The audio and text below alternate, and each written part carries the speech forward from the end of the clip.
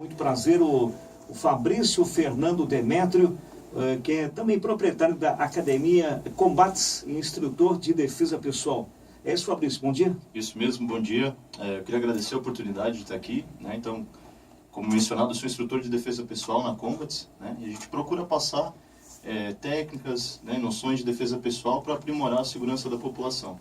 Certo, defesa pessoal, a gente pode usar isso no dia a dia, a pessoa pode se defender no caso aí de um assalto, né? Eu vou dar um exemplo, eu estou lá no ponto de ônibus, estou esperando o ônibus para ir para casa aqui depois da rádio, e se eu sou treinado para me defender, eu posso partir para cima do bandido? Como é que funciona essa questão aí? É uma excelente pergunta, né? O pessoal sempre tem essa dúvida, eu devo me defender ou não devo, né, numa situação de perigo.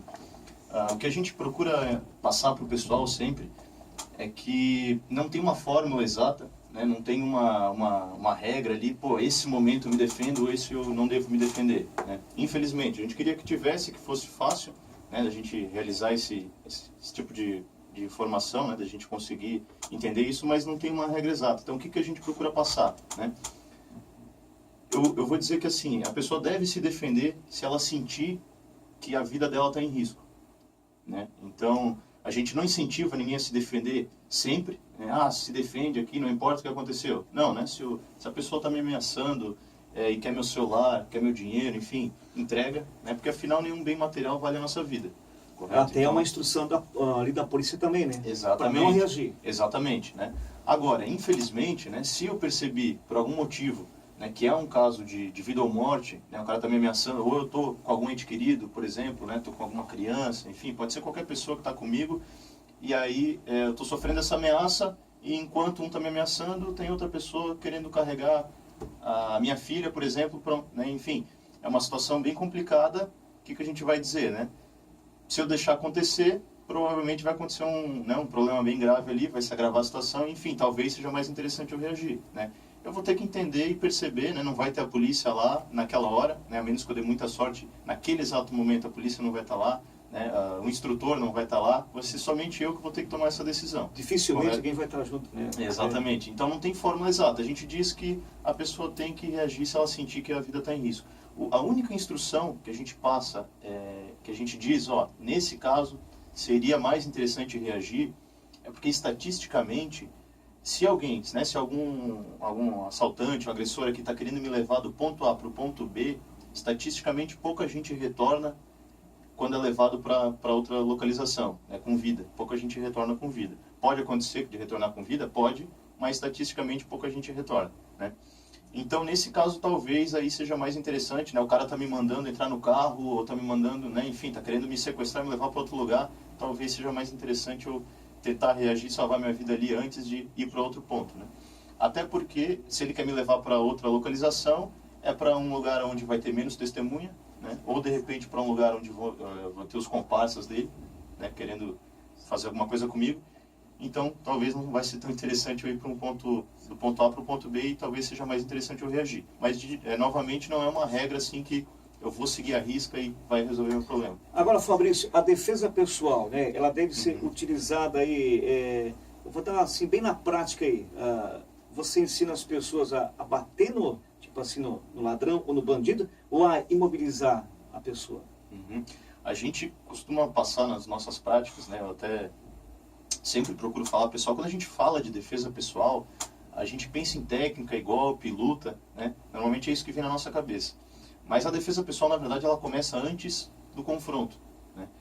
Então, a defesa pessoal, ela já começa com eu tendo a mentalidade correta, né, para estar andando na rua, né, para estar dirigindo, para estar, enfim, fazendo tudo que eu faço na minha vida, eu preciso estar com a mentalidade correta e atento aos problemas. Então, a defesa pessoal começa aí, e estatisticamente 95% dos casos poderiam ser evitados se a pessoa tivesse com a mentalidade correta, certo? Porque assim, o bandido, né, o ladrão, o assaltante, enfim, ele não escolhe a vítima no Unidunité, né? Ele vai escolher a vítima de acordo com os parâmetros dele de ter mais sucesso na abordagem, correto? Então ele vai olhar alguém e analisar como que está o estado de alerta daquela pessoa, né? Se a pessoa está distraída, está lá mexendo no celular, Ele né, vai te analisar, né? Exatamente. Ele vai te namorar antes, vai dar uma olhadinha. Exatamente, exatamente. Então ele vai me analisar e vai ver, pô, aquele cara está distraído, né? Eu vou conseguir ter o elemento de surpresa quando eu abordar ele, correto? Então ele vai sentir que ele tem né, ele está favorável a conseguir um sucesso no... O que é o elemento de surpresa? Seria eu estar distraído e não perceber que ele me abordou. Ou seja, eu só tomei o conhecimento do problema na hora que ele está aqui do meu lado, né, e já está realizando abordagem, um assalto, enfim, né? Então a gente sempre procura passar para o pessoal ficar no estado de alerta correto, né? Procurar evitar ficar distraído, né? A gente sabe que às vezes está na correria, está querendo mandar aquela mensagem, né, no celular e está precisando mexer e tal, mas evitar, né? Tô na rua, presta atenção no que está acontecendo em volta. Você ficar com o rabo do olho assim olhando. Exatamente, não precisa ficar paranoico, né? Assim, ficar... Né? Tem alguém me seguindo aí. Exatamente. Esse dia eu estava na rua 15 e eu pensei, você não está me seguindo, eu já fiquei assim, né? Exatamente, então é importante a gente prestar atenção nesse tipo de coisa para evitar, né? Ou estou caminhando na rua, né, num lugar escuro aqui, não conheço nada, evitar, né, caminhar em algum lugar onde tem poucas pessoas, analisar se tem algum problema lá na frente, né, não andar olhando para baixo, mexendo no celular, mexendo em qualquer coisa, chegar lá na frente eu só vi na hora que eu dei de cara ali com o problema, né? Observar de vez em quando, dar uma olhadinha para trás para ver se não tem ninguém seguindo, né? Novamente, não precisa ficar paranoico, né, mas é importante eu tomar conhecimento do que está acontecendo à minha volta, né? E essa é a maior defesa que a gente pode instruir para o pessoal, é a mentalidade correta. O Fernando, Fabrício. Perdão, estou com o Fernando na cabeça. Fernando. Ah, o Fernando ali, ó, teu companheiro. Um abraço, Fernando, está aqui também filmando, desculpa. Fabrício. O Fabrício, é o seguinte, pelos os relatórios da imprensa que chegam para a gente todos os dias aí, segunda a segunda, todos os dias do ano, nos assaltos, pelo menos ali pelas minhas contas, a maioria das vítimas são mulheres. Autodefesa para a mulher, como é que funciona? É diferente? E se a mulher for mais magrinha, mais pequenininha, ela consegue se defender também? Consegue, com certeza.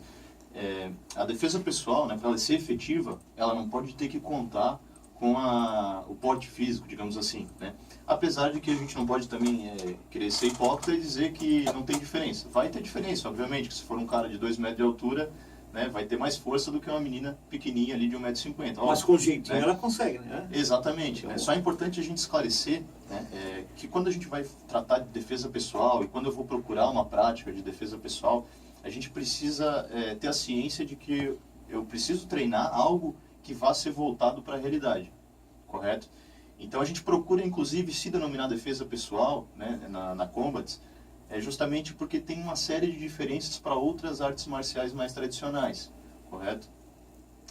Dê um exemplo aí. Então, assim, as artes marciais mais tradicionais, eu não quero mencionar nenhuma especificamente, né, mas muitas vezes elas são criadas para o desporto, certo? Então é para o esporte, né, para eu treinar o meu alongamento, né, a minha saúde, enfim, né, tem essa série de benefícios ali, né, e eu vou treinar de maneira muitas vezes filosófica, né, eu vou fazer movimentos e golpes filosóficos ali, que muitas vezes eu nem sei o porquê que eu estou fazendo aquela movimentação. Tipo o karatê ali, então, karatê kid e tal, né?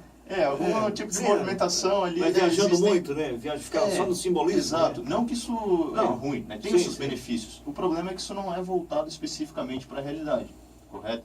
Então, quando a gente fala é uma outra realidade. Exatamente. Né? Quando a gente fala de defesa pessoal, que é o que a gente pratica, né? A nossa prática aqui do Combatives, né?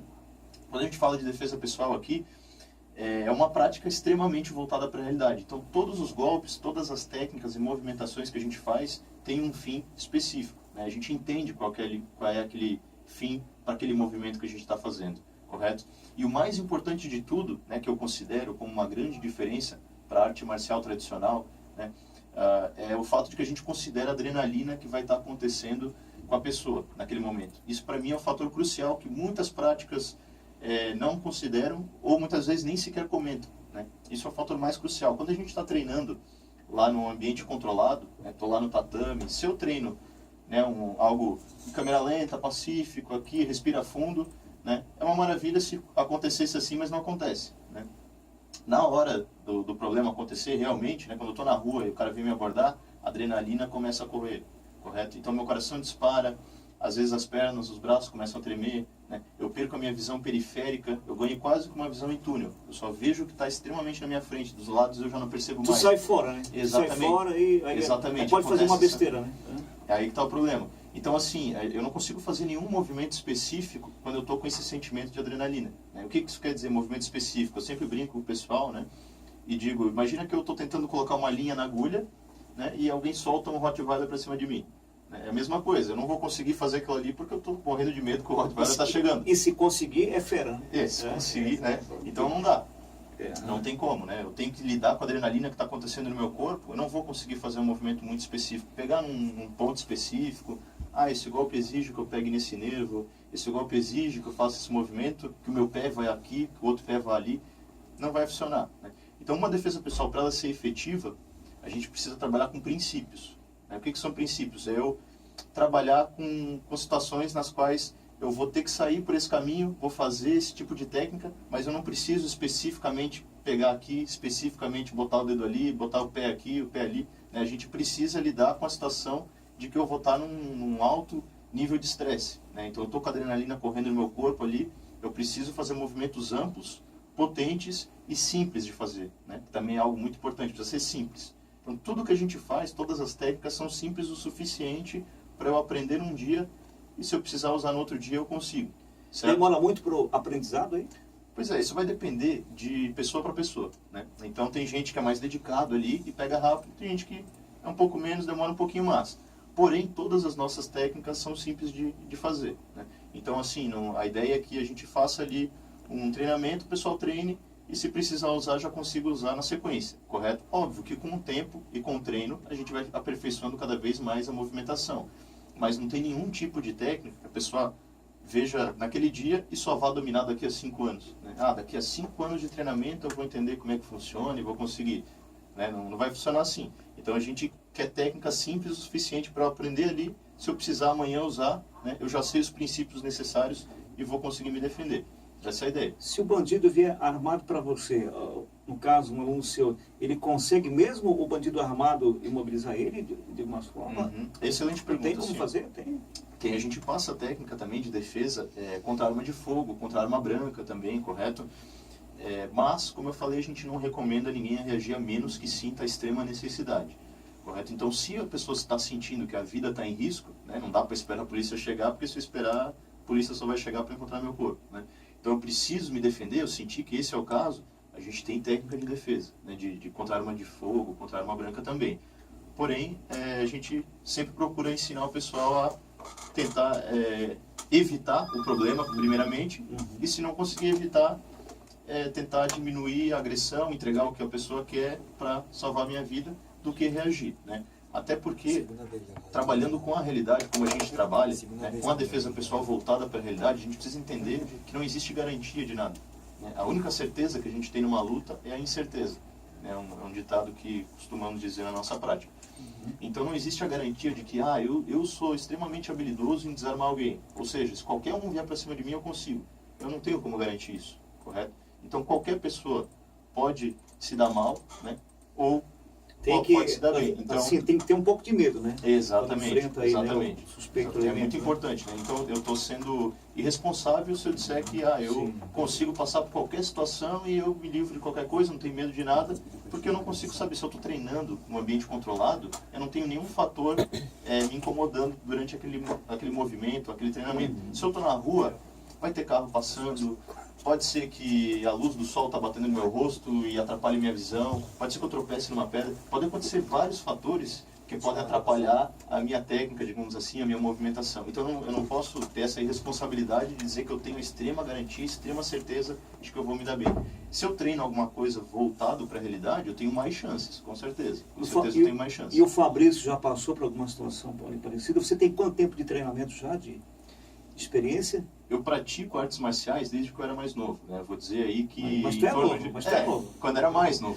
Tem quantos? Tem 25 anos. 25 anos, já passaste por isso? Já alguma situação que eu precisei realmente entrar ali e desarmar e tal, fazer alguma situação assim, eu sempre consegui evitar algum problema que aconteceu, né? Quando era mais novo a gente passa por esse tipo de... né? Quando é mais novinho assim, então eu passei por diversos assaltos e coisas assim, mas sempre consegui evitar ao máximo, né? Para evitar qualquer problema. Inclusive foi ali que eu comecei, né, esse interesse em artes marciais, quando eu passei por problemas assim e eu me senti despreparado e sem saber o que fazer, correto?